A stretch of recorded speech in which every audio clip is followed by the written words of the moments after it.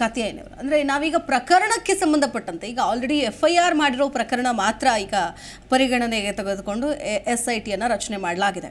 But ಆದರೆ SIT ಅವರು ಅನೇಕ ವಿಚಾರಗಳನ್ನು ಕಲೆ ಹಾಕುವಂತಹ ಅಷ್ಟು ಅನಿವಾರ್ಯತೆ ಇದೆ ಅಂತ. ಯಾಕಂದರೆ ಇಲ್ಲಿ ಒಂದು ಮನೋಭಾವ ಮನೋಸ್ಥಿತಿಯನ್ನು ನೋಡಿದ್ರೆ ಕಾಮನ್ ಮ್ಯಾನ್ ಅನ್ನೋ ಥರ, ಅಂದರೆ ಸಾಮಾನ್ಯ ಮನುಷ್ಯ ಎಲ್ಲರಿಗೂ ಅವರವರ ಕ್ಲೀಶೆಗಳಿರುತ್ತೆ ಅದೆಲ್ಲ. ಬಟ್ ಆದರೆ ಈ ಲೆವೆಲ್ಲಿಗೆ ಒಬ್ಬ ಹೆಣ್ಣು ಮಕ್ಕಳನ್ನು ತನ್ನ ಪ್ರಭಾವ ಇದೆ, ತನಗೆ ಅಧಿಕಾರ ಇದೆ ಅನ್ನುವಂತಹ ನಿಟ್ಟಿನಲ್ಲಿ ಬೆಳೆಸ್ಕೊಳ್ಳೋದು, ಬರೀ ಇದು ಬಳಸ್ಕೊಳ್ಳೋದಲ್ಲ, ಇದು ಯಾವ ಲೆವೆಲ್ಗೆ ಅಂತಂದರೆ ಒಂದು ರೀತಿಯಾಗಿ ವಿಕೃತ ಅಂತ ಹೇಳ್ಬೋದು. ಅದಕ್ಕಿಂತ ಇನ್ನೂ ಪದಗಳು ಇನ್ಯಾವುದೂ ಸಿಗ್ತಾ ಇಲ್ಲ. ನಿಜ ಆಗಿದ್ರೆ ಈ ಥರದ ವಿಡಿಯೋಗಳು ಹರಿದಾಡ್ತಾ ಇರೋದು ನಿಜ ಆಗಿದ್ರೆ.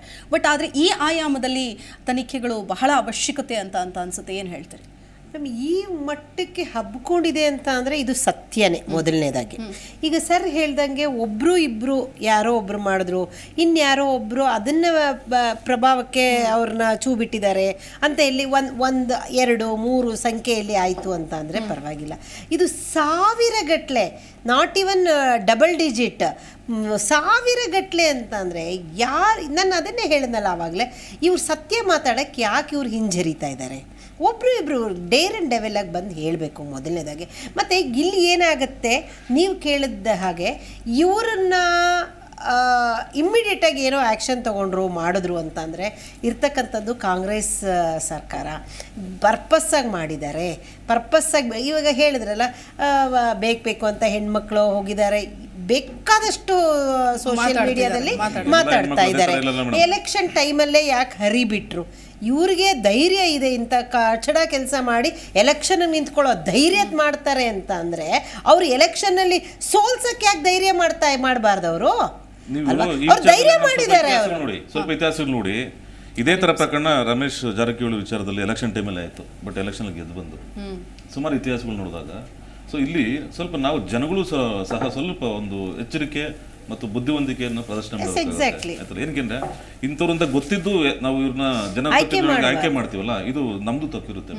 ಯಾಕೆಂದ್ರೆ ಅಟ್ಲೀಸ್ಟ್ ಈಗ ಸರ್ಕಾರ ಇವ್ರಿಗೆ ಪಾಠ ಕಲಿಸಕ್ಕಲ್ಲ, ಅವರಿಗೆ ಬಿಗಿಯಾದ ಕಾನೂನುಗಳು, ಪಾಠ ಕಲಿಸ್ತಕ್ಕಂಥ ಕಾನೂನುಗಳು ನಮ್ಮಲ್ಲಿಲ್ಲ.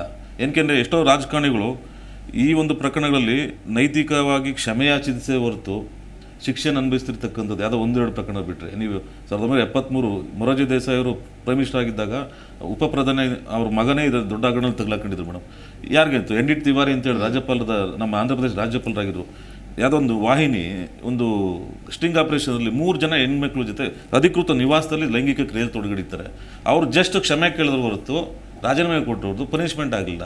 ಅದೇ ಸಾಮಾನ್ಯ ವ್ಯಕ್ತಿ ಈ ಕೆಲಸ ಮಾಡಿದ್ರೆ ಎಲ್ಲ ಇದು ಮಾಡಿದ್ರೆ ಆಯ್ತಲ್ಲ. ಅಸಾಮಾನ್ಯರು ಅನ್ನೋದಕ್ಕಿಂತ ಇಲ್ಲಿ ಯುವಕರಿಗೆ ಅವಕಾಶ ಯಾಕೆ ಕೊಡ್ತಾರೆ ಅಂತಂದ್ರೆ, ಒಬ್ಬ ಮಾದರಿ ರಾಜಕಾರಣಿ ಆಗ್ಲಿ, ಮಾದರಿಯಾಗಿ ನಿಂತ್ಕೊಳ್ಳಿ, ಎಲ್ಲಾರ್ಗು ಒಂದು ಒಳ್ಳೆ ಅವ್ರಿಗೆ ಒಂದು ಒಳ್ಳೆ ವಿಷನ್ ಇರುತ್ತೆ ಅನ್ಕೊಂಡಿರ್ತಾರೆ.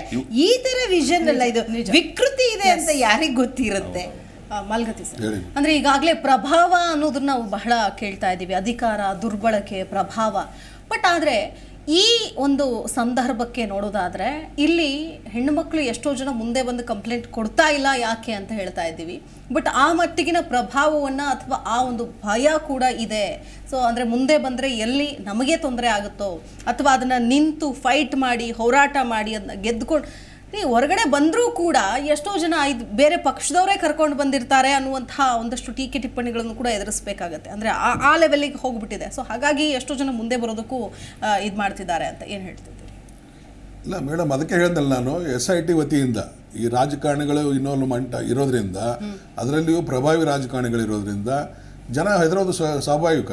ಅದಕ್ಕೆ ನಾನು ಫಸ್ಟಿಗೆ ಹೇಳಿದ್ದು SIT ಥ್ರೂ SIT ಅಧಿಕಾರಿನೇ ಒಂದು ಪಬ್ಲಿಕ್ ಸಾರ್ವಜನಿಕ ಒಂದು ನೋಟಿಫಿಕೇಶನ್ ಕೊಟ್ಟರೆ, ನಿಮಗೆ ನಾವು ರಕ್ಷಣೆ ಕೊಡ್ತೇವೆ, ನಿಮಗೆ ಏನಾದರೂ ತೊಂದರೆ ಆಗಿದ್ದರೆ, ಅವನಿಂದ ಏನಾದರೂ ಲೈಂಗಿಕವಾಗಿ ಅತ್ಯಾಚಾರವಾಗಿದ್ದರೆ ನಾವು ನಿಮಗೆ ರಕ್ಷಣೆ ಕೊಟ್ಟು ನಿಮಗೆ ನಾವು ಸಹಾಯ ಮಾಡ್ತೇವೆ, ಬಂದು ನಿರ್ಭೀತಿಯಿಂದ ಬಂದು ಕಂಪ್ಲೇಂಟ್ ಫೈಲ್ ಮಾಡಿ, ನಿಮಗೆ ಯಾವುದೇ ರೀತಿ ತೊಂದರೆ ಆರ್ದಂಗೆ ನಾವು ನೋಡ್ಕೋತೇವೆ ಅಂತ ಆಶ್ವಾಸನೆ ಕೊಟ್ಟರೆ, ನೋಟಿಫಿಕೇಶನ್ ಮಾಡಿದ್ರೆ ಜನ ಮುಂದೆ ಬರ್ಬೋದು ನನ್ನ ಲೆಕ್ಕದಲ್ಲಿ. ಅದಕ್ಕೆ ಕೆಲವೊಂದು ಈ ಹಿತಾಸಕ್ತಿ ವ್ಯಕ್ತಿಗಳು ಇರ್ತಾರೆ, ಅದಕ್ಕೆ ಸಪೋರ್ಟು ಮಾಡ್ತಾರೆ, ಅದು ಅಪೋಸ್ ಮಾಡೋರು ಇರ್ತಾರೆ. ಅದು ಎಲ್ಲ ಕಡೆ ಇದ್ದೇ ಇದ್ದಿದೆ ರಾಜಕೀಯದಲ್ಲಿ. ಜಿ ಕನ್ನಡ ನ್ಯೂಸ್ ಈಗ ನಿಮ್ಮ ಮನೆಯಲ್ಲೇ ನೋಡಿ. ಎಲ್ಲ ಕೇಬಲ್ಗಳಲ್ಲಿ ಈಗ ಲಭ್ಯ.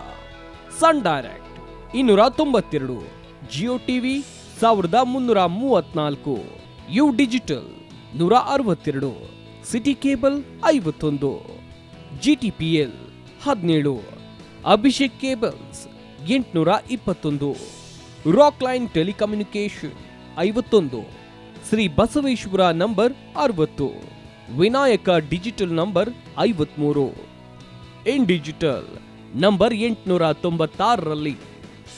ನಿಮ್ಮಿಸ್ತದ ಜಿ ಕನ್ನಡ ನ್ಯೂಸ್ ನೋಡಿ ಆನಂದಿಸಿ.